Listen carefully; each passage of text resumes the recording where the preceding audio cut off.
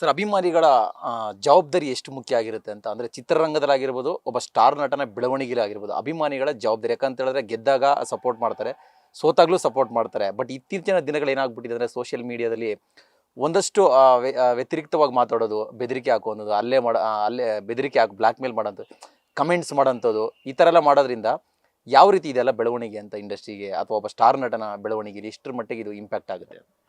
ಇಲ್ಲ, ಅಭಿಮಾನಿಗಳಿರೋದು ಒಳ್ಳೆಯದು, ಅದೇನು ತಪ್ಪಲ್ಲ. ಯಾಕೆ ನಾವು ಅಭಿಮಾನಿಗಳಂದರೆ ಫ್ಯಾನ್ಸ್ ಅಂತ ಕರಿತೀವಿ ಅವ್ರನ್ನ.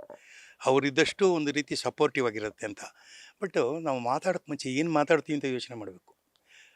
ಮಾತು ಹೊರಗಡೆ ಬಂದಾಗ ಏನು ಮಾತಾಡ್ತಾ ಇದ್ದೀವಿ, ಯಾರಿಗೂ ಮಾತಾಡ್ತಾ ಇದ್ದೀವಿ. ಮೀಡಿಯಾ ಸಿಕ್ಕಿದೆ ಅಂದ ತಕ್ಷಣ ಬಾಯಿಗೆ ಬಂದಂಗೆಲ್ಲ ಮಾತಾಡೋದಲ್ಲ. ಏನು ಇವತ್ತು ನಡೀತಾ ಇದೆ, ಯಾರನ್ನ ನೀವು ಬೈತಾ ಇದ್ದೀರಾ? ಪೊಲೀಸ್ ಡಿಪಾರ್ಟ್ಮೆಂಟ್ನ ಬೈತೀರಾ ನೀವು? ಲಾನ ಬೈತೀರಾ?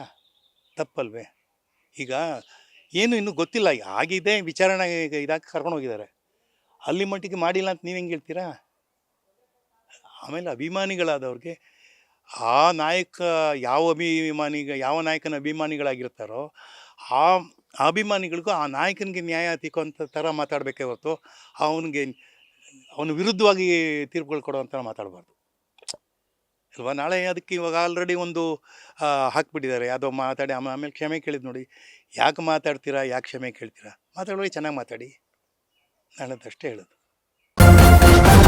ನ್ಯೂಸ್ ಫಸ್ಟ್, ನಿರ್ಭೀತಿಯಿಂದ ನಿಮ್ಮ ಪರವಾಗಿ.